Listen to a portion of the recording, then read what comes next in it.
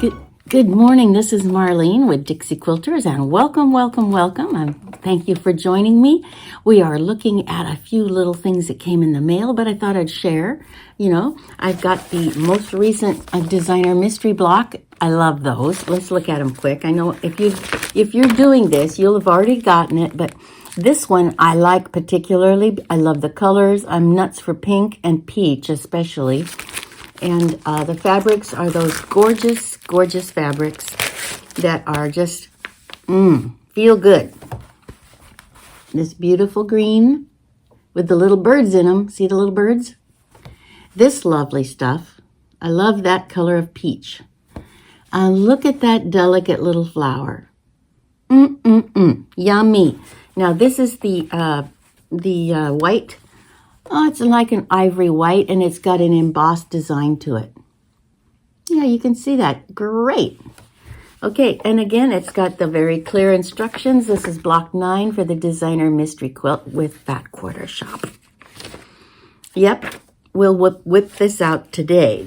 I can't wait to get that going. And I think when I get it made, I will go ahead and attach the sashings, and then we'll put it on the design board for you to look at. Or design wall, Okay, so that's number 1 of the packaging. And on all these wonderful plastic sacks, I save all of those because I use them to keep track of, for instance, I just cut out the pieces to the next Berkshire Jane Austen blocks. And there are a lot of little pieces. Let me show you just a sec. For instance, right now I've got them all pressed. Well, they're all cut out. They're all turned inside right. They are turned inside right, pressed, and ready to be positioned on their blocks. Pretty exciting. And I've picked almost all peaches. It has a little peach in it. That's all peach. Peach. Peach. Dark, almost peach. These are some from the Fat Quarter Shop box. I'm using some extras out of there. And peach. So this, last time I did all blues. This time it's all peaches. And then I switched over to a different green for the leaves. So, for instance, those kind of things I keep together in a clamp. And then they go into one of these plastic sacks that are available. And like I say, I keep them all. Because if I'm going to take this on the road with me, for instance, to go over and babysit, I can keep them clean, and it takes a little bit longer to get through 2 baggies than for the 2-year-old to examine my stuff, I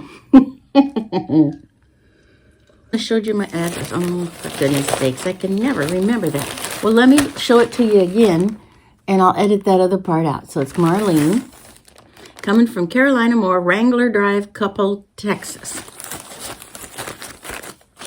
Oh, and I have a cutter. I found my cutter. Wonder where that came from, but we've got it. I've really graduated when I've got a cutter now. Okay. Yes, it is. Liz Warnke. I got this because of you. So let's look at this.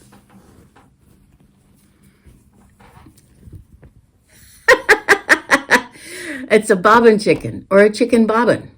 It's in reference to, I believe it's in reference to when you're driving along with the sewing machine and you know that the bobbin is getting low, but you want to meet that one more seam before you have to stop everything. Well, that's playing bobbin chicken. Isn't that goofy? I love it. Okay, so maybe I'll wear that today over my sweatshirt. Okay, that's a possibility. Then the other thing that I have to show you is I found this gorgeous map at this store in locally. Because remember, I wanted to put little stars or little smiley faces or little somethings where everyone lives. Let's see, look at this beautiful thing. Isn't that gorgeous? That's gorgeous. And this is a little specialty store in a little, I'd say a really upscale hamlet near us. Not my city, but nearby. And I'm thinking that I may try to sell some of my quilts there. We'll see. Because the clientele are people who would probably be welcoming of a handmade, artistic type of a quilt. Whereas, I am of the mindset that I want the bargain, I want the deal, but there are people out there that are not like that. And that's the kind that I'm going to need to find if I'm ever going to sell my quilts for even what I got in them, You know that. So that's my plan, but it's a long-range plan, don't worry. I've only got 2 or 3 that are actually like that. And I might want to run them in the fair first. So it's not anytime soon. See, I'm thinking about my paradise. It's all hanging on the railing in the landing. I try to keep it out of the sunshine. But it needs to be shaped and bound, because it's just back from the long armor, and my goodness, Lynn Lockhart did a beautiful job on it. Oh boy. And then the only other one that is really pristine is my tombstone, because I have not used it for anything. A couple of the other quilts that I've had done this last year, either I've left them in the flimsy category, or I have them on my bed, and my dog has marched all over them, so that's not something you could sell. So as I finish a few more of these, and I did one called Park Place. Big, huge, king size. And I never got it past the flimsy stage because I have to go back in and rotate one of the corner blocks 45 degrees. Maybe 90. Well, it's one rotation. And I really can't finish that until I straighten that up, because it's obvious. You look at it and 3 are exact the same, and this one's going over there. So that's a potential, because that is really distinctive. It's made with a lot of half square triangles, and many of them are cut on the bias. So you have to be real careful when you put them together so that they don't get skewed. But it's not skewed like that. It's just I put it in wrong.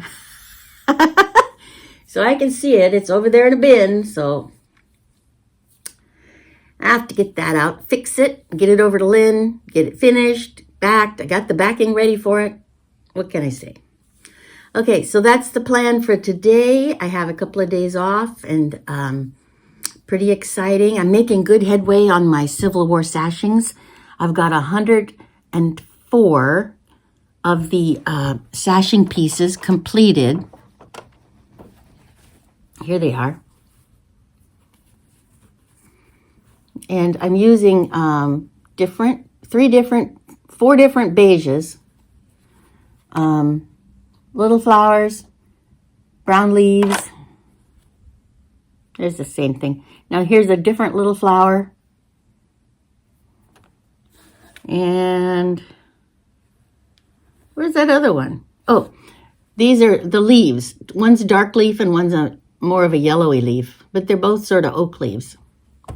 And these red and blue fabrics are salt box. So, they're not exactly like my Civil War reproduction fabrics. Now this one could be, but this one doesn't. Well, I don't know. It's what I had on hand. It's what I'm going to use. So I got 104 of those ready. I need 140 some. Where's my mathematic papers are on the edge of an envelope here somewhere. So I've got 104 of those. I need 140. Then I need about, I don't know, over 100, close to 100 of the 9-patch cornerstones. So I have to create those as well. Let's see what else is going on. Well, that's about all that's going on for today. But we'll check back with you as I get more things done and let me know how you're doing today. And thank you so much for being with me on my little short update. And I'm just excited to get some things done. I've got an eye exam later. I can't wait to get some new glasses. These are dollar store specials, and they work good for my sewing, but not so good for driving, you know. Okay, you guys have a wonderful day, and God bless. And let's see, what else? Until we meet again, thank you for watching. All right, bye now.